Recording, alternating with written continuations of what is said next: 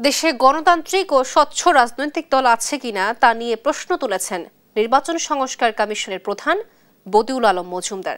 সোমবার বিকেলে রাজধানীর রমনায় বাংলাদেশ রাজনৈতিক অর্থায়ন, সংস্কৃতি এবং ব্যবসা সুরক্ষা শীর্ষক গোলটেবিল আলোচনায় একথা বলেন তিনি। বলেন, রাজনৈতিক দুর্বৃত্তায়ন বন্ধ করতে দলগুলো সংস্কার হতে হবে।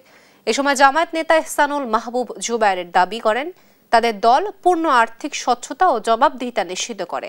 আর বিএনপি নেতা শামা ওয়াবেদ বলেন, ক্ষমতা বিকেন্দ্রীকরণ ও বেকারত্ব কমালে রাজনৈতিক আয়ের উৎস স্বচ্ছ হবে।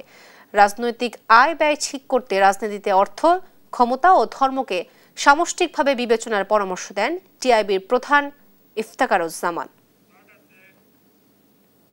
মনোনয়ন বর্জ্য হলো আমাদের যে অনিষ্টের একটা বড় কারণ এবং বড় উৎস, বড় কারণও, এবং এর মাধ্যমে কিন্তু রাজনীতিটা ব্যবসায় পরিণত হয়েছে এবং বস্তুত রাজনীতিটা এখন ব্যবসা।